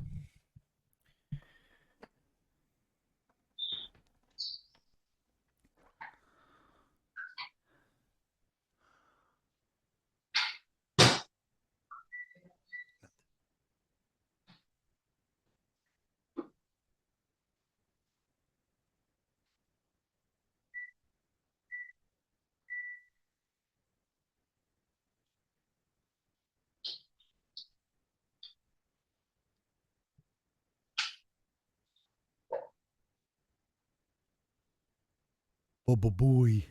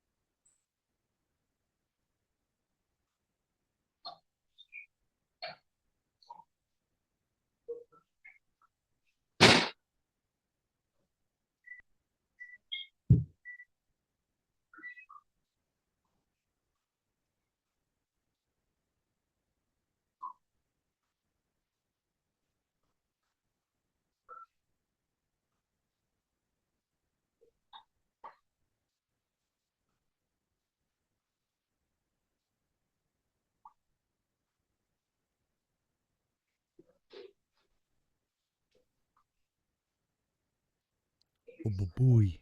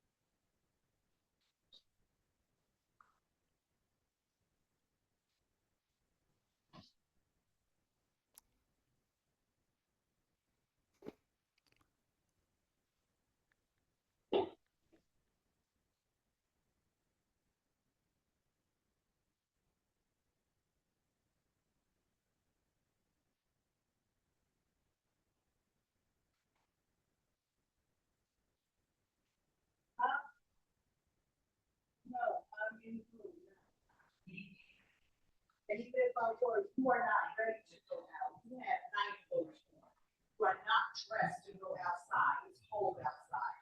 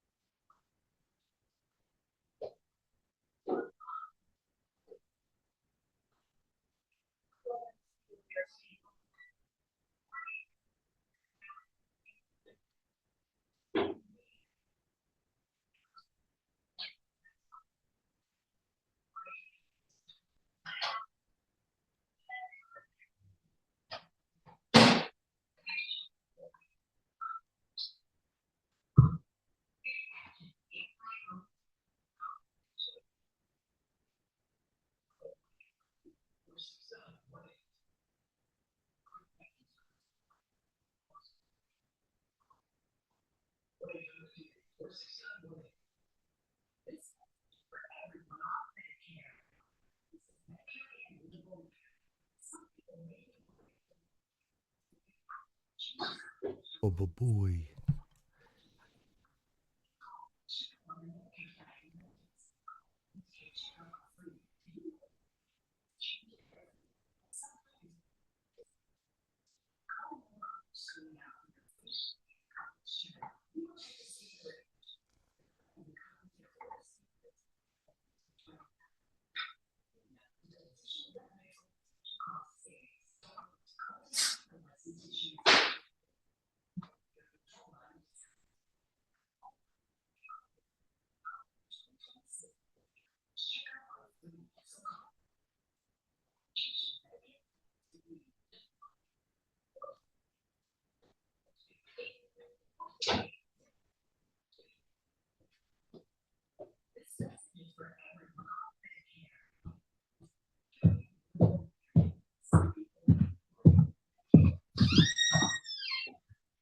Hello.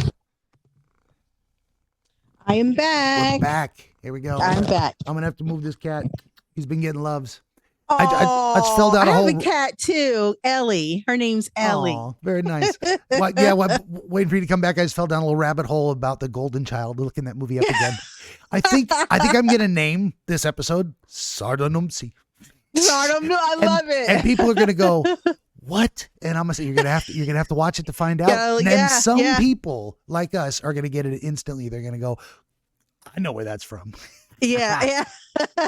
Because it works because it's part of our discussion and it's actually the demon from the movie. So it's the actual demon from the movie. Yeah. That's very cool. What's your baby's name? This is Bubba. Bubba. Hi, Bubba. Bubba's my wife names all the cats. She said he's a little Bubba baby boy, and I'm like, yes, he is. We got him when he was a kitten, of course. So, and he was so hungry. She finds him in a bush. She brought home all the stray cats in the neighborhood. We just take them in, and he was so hungry he couldn't wait for her to tear open a little packet of chicken to give him the chicken chunks, and he was chewing on the plastic and cut his own lip. And for a while he had a little swollen lip, and he was looking like Bubba Gump from Forrest Gump. So she called him Bubba. That's a great name. so cute. He's so lovable. Oh, yes. He's like, hey, Dad, I want some pets and love. He does. I don't care that you're doing a podcast. That does not concern me. Right? Where's our timer here? 1:39. 01:39. All right, and we're back doing the thing. I did want to pick. Well, we got more to get through, but I'll try and pick up the pace too, so we can get you out of here at a decent clip. You're just all over it, aren't you? I call it value-added content. They're little disruptors. Of course, every wizard needs little familiars too. So I swear he's a reincarnated dog. He chases hair ties, and he will bring them back for me to throw again. I love it. Amazing. I've never had a cat that played fetch. Okay, so the next portion, immediately following the realization, taking action, and prevailing. You didn't show yourself defeated. You showed yourself victorious. Right. It then places you in this church setting. And from talking to you and getting to know you, it seems like your faith has always been important to you.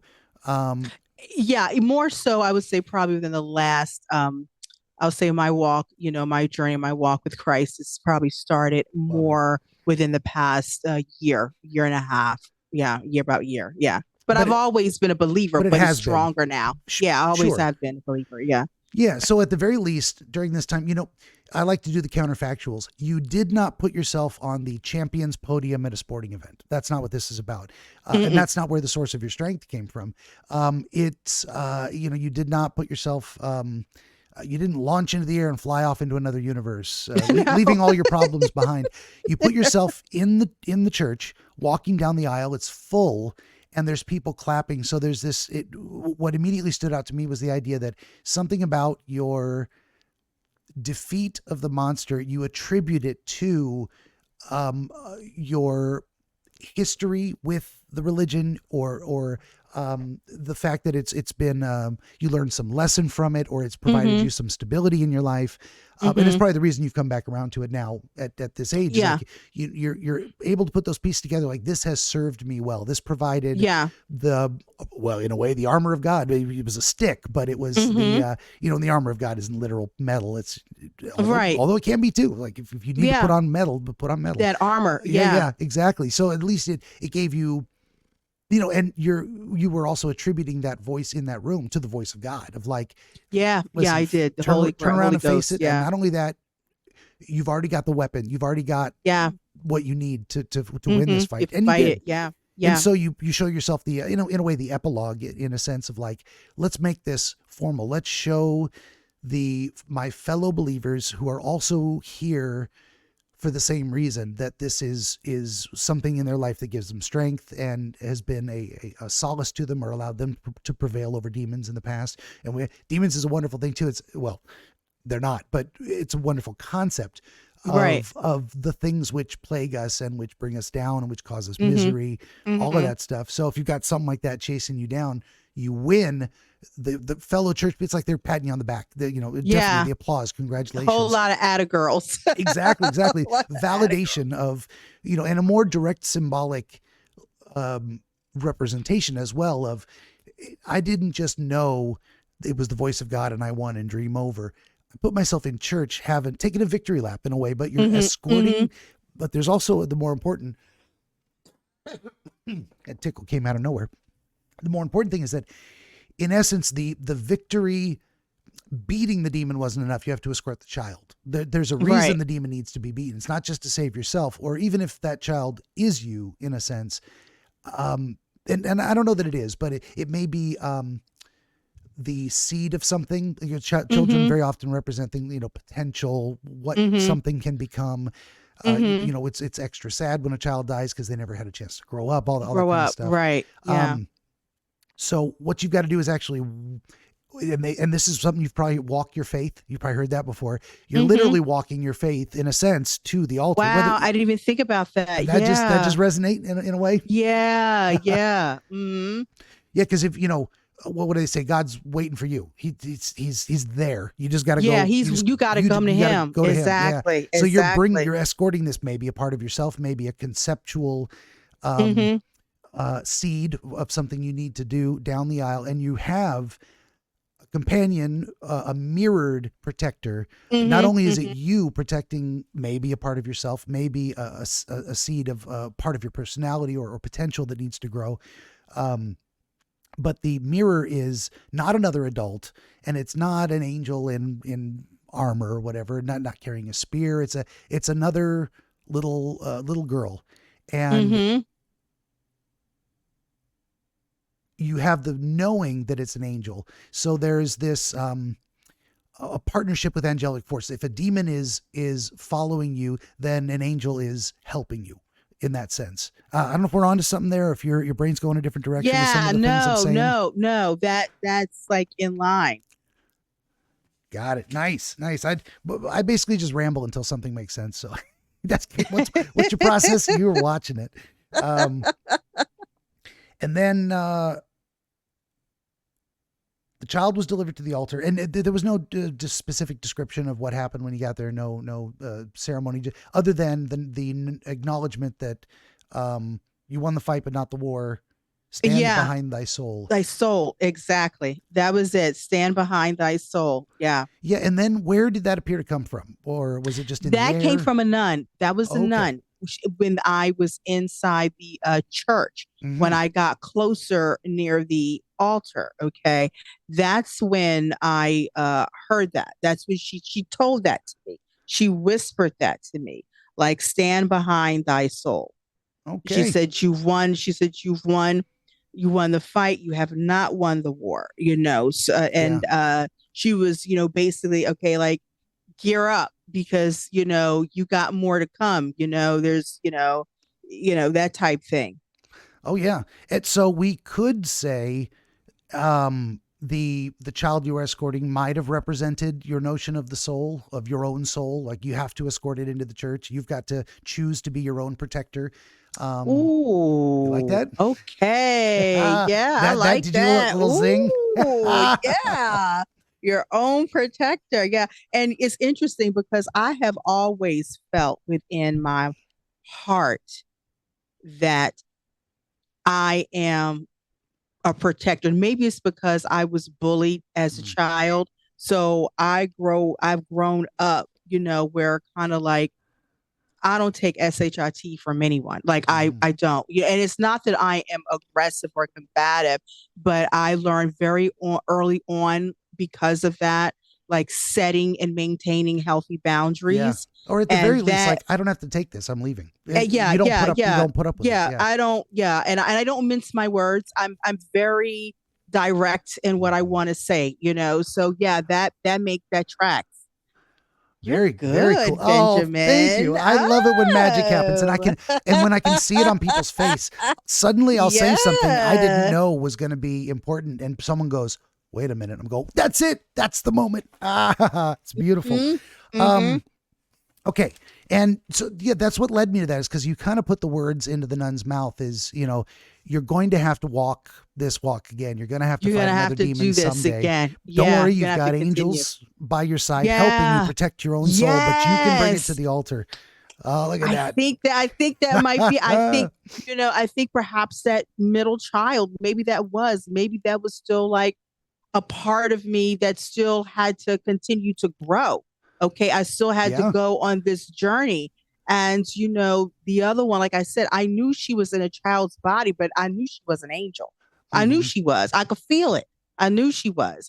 And I think that's it. It's like, okay, here's me like where I am now and her there. And it's like, okay, this angel, I'm gonna walk with you. I'm gonna be with you. Mhm. Yeah. Yeah. I love Oh, you're digging it. it. That's now. We could call it there and wrap up. We can jump into the next one briefly, or try and we can relate it to the second one. we can do it briefly. It is 3:58, and I want to try to because I don't know what the line is going to look like when I get to the liquor store Because you because need to it's get like the day there. before. So it's 4:00 is coming. It's 3:58. 4:00 It's coming up. 3:58. You need Yeah. to go to. You have an hour now to come back before. Yeah. Let's. You know what? Yeah. Let's wrap it up here. I don't want to eat another 20 minutes of your time. Listen.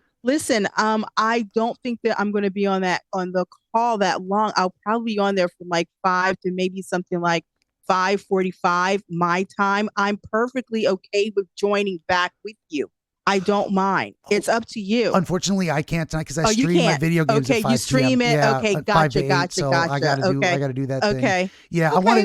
I want to give you plenty of time. But but you know what? We can listen. got It's something. 3:50. It's 3:59. You know, I can chat until like 4:05. You know, Okay. and I can do that. You know, Well, because I want to hear what you have to say about the other one. Well, why don't we do this? I'll ramble a little bit, and you just kind of cut me off when you're like, "That's enough. I gotta go," and that's fine. We don't have to do that. So, and this one we can handle a little briefly. Now we've kind of dialed in because you said it is connected, so we've got an idea of what that first one was about. We're not going to copy paste it on the other one, but now you're not being chased through a warehouse.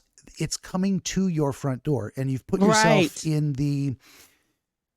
back in your childhood, in a childhood home, surrounded by some of the same people. Your mom's there, your cousin's there, and you know immediately that trouble's coming knocking, and you say, "Do not let it in." Your mom is saying, "Let it in. Don't be rude." Your cousin opens the door. So we've got these two family members, and this is where it might get too personal. We might cut this anyway, but there's something about lessons you learned from your mom about kindness, hospitality, some don't be rude order or command or internalized thing but you're looking at that as like, wait a minute, if I'm not a little rude, if I don't set healthy boundaries, if I don't keep that door closed, there you go. Then I'm going to let in something inviting that bad. in. Exactly. And then you got your cousin there. And I don't know, does your cousin used to get you into trouble? Like when you were a kid? I mean, in the beginning, when she first came to live with me, she did. She would do things like literally she would steal things from my mom and hide it in my drawer. And I would, get in trouble for it until my mom realized and kind of like what was happening. Like we would play those type of little dirty tricks back with each other because, of course, when I found out what she was doing, then of course I started doing things back to her. So we would go back and forth with that until we stopped. But yeah, definitely. And then this thing did get let in, and it had a very specific look to it. It was very red-headed, red eyes, red hair, red pants, but a black shirt. Black shirt. I was thinking you were going to say red shirt, but no, black shirt. So black shirt. I don't know where that. Everything red, but the torso area. I mean, there's heart and lungs are in there, stomach's in there. Pale skin, and if I'm not mistaken, I want to say there may have been like some like reddish, like freckles or something. If I'm not mistaken, I'm thinking on it, but I think there might have been some freckles there. But I know the skin was, pale, like a redhead. Exactly. Redheads, for sure. But and then there's also redder. An iconic movie with a redheaded stepchild, and he's literally in a little devil suit. That might have stuck with you because you're also conceptualizing this as it's your childhood. This lessons learned in childhood, struggles introduced. So there's something. Okay, during the first one, maybe you were beginning to confront the notion that you're not everything you could be, and there's an interesting phenomenon that it's more real than matter. It's this concept of when you're falling short of your potential, and there's an emptiness, a void there that kind of stares at you like that Nietzschean abyss. And it keeps coming back at you to finish because you have more work to do. Exactly. In order for you to get to where you're supposed to be, you've got more work to do, and you need to get on it. So you might have put that idea into the demon that's chasing you, and now it's back. So something happened around the time of that second dream, I think, where you were thrown back to a childhood level conflict. Maybe it was you've got a bad person in your life and you're having a hard time cutting them off, something like that.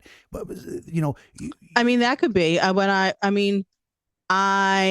trying to think back then. I don't know who.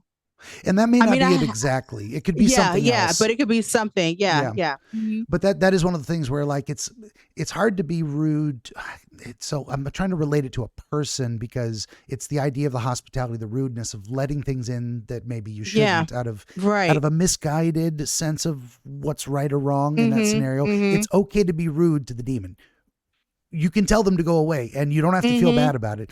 Nope. But there's a part of you that's like, but mom said, so you're Right. That good girl. Yes. Yeah. Good girl. Yeah. Yeah. So there's probably something like where you're questioning, am I supposed to be a good girl here? Or is good girl going to leave me vulnerable and get me into trouble?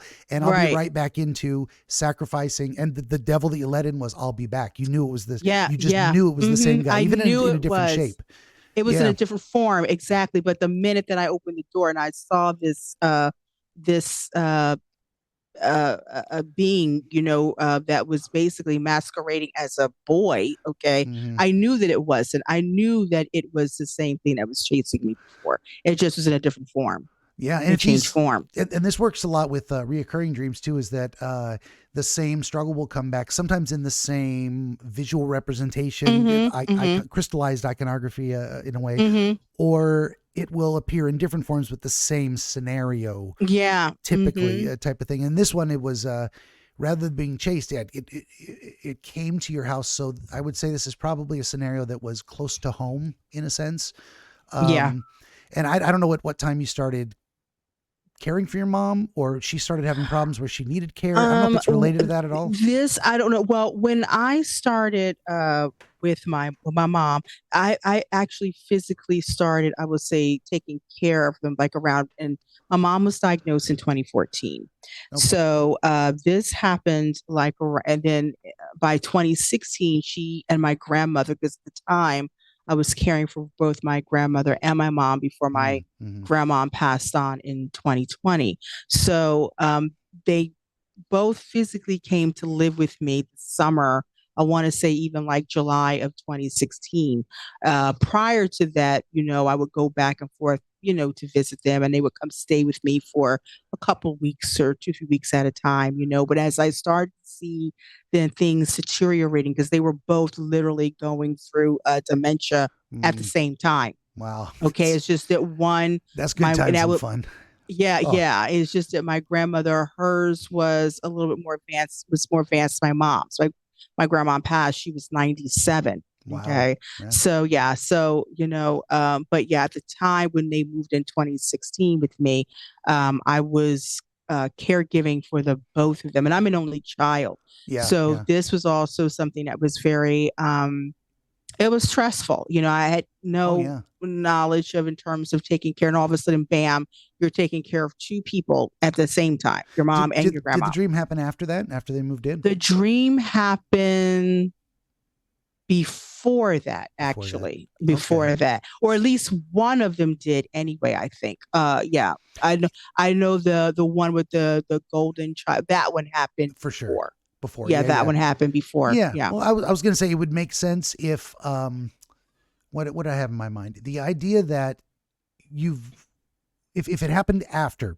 your mom moved in or you moved in with her, it would be the idea that she is now literally in your home, which she was in the dream. She's in there to be able to open the door or to, and so letting people in, even if there's a good reason, even if it's family and it's the right thing to do and we love them, we're still living with someone else who has maybe a different way of thinking about the world. And maybe also the real danger that a person with dementia might open the door to someone who could hurt you, literally, physically open the door and literally, let in trouble. So allowing, not saying you need to go to a care home or a secure facility. I can't care for you. You are in a way knowingly, intentionally putting yourself at risk for a good reason, but also it creates a vulnerability of inviting trouble. Now, if the dream happened afterwards, that would be more clear, but it could also have been not a prophetic dream, but definitely a forward-thinking dream of what is my life going to be like if I allow these people to live with me? What am I going to put myself at risk to? What could come walking through that door that I wouldn't let in, but someone else would out of my control? So maybe something related to that. And then it brought back these old struggles of boundaries and how do you set a boundary with your mom who's got dementia and you're a caregiver? It's like you do, and you do the best you can, but there's no arguing with dementia. You can't say don't do that again, dementia. Dementia says, screw you, I'm going home. Right, exactly. And I'm going to do the same thing like in 5 minutes because I don't remember what I did 5 minutes ago. Yeah. Well, that's a really tough part too. This is the same questions over and over and over again. Yeah. When I worked with some dementia folks in the hospital, There was an ethical struggle. We discussed the idea of, so there was one old man and he was like, when is my wife coming to visit? Well, she passed. She's not coming to visit. Oh, yeah. And every time we told him, he broke down into tears. And after a while, I was just like, reliving that. Yeah. Why don't we just not tell him? Like, we can't lie to patients. Like, no, don't lie. Don't lie. You're right. You can't lie. But you don't have to say, when is she coming? It's like, I don't know. I'll go check. Yeah, I don't know. Yeah. Just I don't know. any way not to, because maybe she'll come visit him in his sleep. Maybe he'll meet her on the other side. Maybe I think they'll be back to, so you're not lying exactly. From as Obi-Wan Kenobi says, from a particular point of view. But just traumatizing someone for no reason, just because we're trying to satisfy our desire to be ethical. Yeah, we're not telling him, she's coming at 5. Don't worry about it. Right. It's just like, I don't know. That's so just saying, I don't know. That's a tangent. I don't know. Yeah. I don't know. I don't know what's going to happen. I can check on, or you can just say, I can check on that for you. And we can go ask someone, do you think she's coming? No, she's not coming. Like, well, I just never got back to him and told him. So, right. Anyway, if it's not going to do any good, it's not for a good purpose. But anyway, now I'm just baby. We got this one is Baby. Yep, that's her name. Her name's Baby. Her name is Baby. She was named by our my wife's niece. Basically, when she was 3 years old, she loved Justin Bieber, and she would sing the Baby Baby song. And then she looked at this cat when she was a kitten and said, "Baby," and that's her name. Oh, that's her name. And we got another one who's old. She is ancient as the hills, and her legs don't work, and she's hiding somewhere. She sleeps all day and then comes out when I open the can of food. Yeah, that's Ellie. That's her idea of a retirement, the good life. I sleep, I eat, I poop when I want to, and on the carpet probably. Yeah. Or we have a litter box. Or I will hack up an air ball. I think sometimes she can't make it. I don't blame her. Legs don't work. So I'm like, I'll just pick up the poop, whatever. She doesn't have Ellie. Yeah, Ellie limps. And I think it might be arthritis. She's over 15. That's so same she's with a ours. senior baby. Yeah. And she doesn't have the same spring in her jump. She climbs the bed. She doesn't jump onto it now. Right. That's the old girls, and the hips go. It's a thing. Yeah. So she'll let us know when it's time. She'll just go to sleep, and we won't see her again. And then nobody will be. I'll be sad. She'll be fine. So But let's end this on a downer. Jesus. She's so cute. Oh, they are. They all want so much love, and I can't resist them. Then their hair gets in my nose, and they're all over my notes. Do you? We ate up about another 10 minutes, but you're still good to get out and do your errands, it's 4:11, so I probably do need to go now. Let's get you out of here. And you feel satisfied with the answers as much as we could do. I do. You don't have any additional questions. I don't want to rush you out. No. I'm fine. This is fun. I liked this. I'd say that's the primary experience. It's never a waste of time, even if nobody ever watched this. No, it is fun. It's fun. It's really good. I enjoyed myself. Thank you. Oh, I appreciate it. Thank you for being here. I couldn't do this without people to tell me their dreams. I don't remember mine, so I'm a little jealous most of the time. Let's do this by way of exiting. This has been our guest dreamer, Keisha Reynolds, out of Philadelphia, Pennsylvania. I don't even remember if I said that last time, but now you know. Good deal. She is a, can't read my handwriting, certified clinical hypnotherapist, life coach, and the owner of 321 Deep Sleep Hypnotherapy. You can find her at, of course, 321, the numerals, the numbers, number 3, number 2, number 321. I'm going to say it again, 321deepsleep.com. She's got a brand new book, Beyond the Habit, with a subtitle I can never remember, but that's okay. For my part, would you kindly like, share, and subscribe? Always need more volunteer dreamers. I do video game streams Monday through Friday, 5 p.m. to 8 p.m. Pacific, most days of the week. This episode brought to you by Oniro Chronologia, Volume 4, Prima Reliquorum, the latest book in the Augury, Bibliomancy, and Chaos series. You can find all this and more at BenjaminTheDreamWizard.com. And if you'd head on over to BenjaminTheDreamWizard.locals.com, I'd love to hear from you there. Once again, Keisha, thank you for your time and a fascinating conversation. It's been good having you. Thank you. Thanks for having me. Thank you. All righty. And everybody out there, thank you for listening. We'll see you next time. Bye-bye.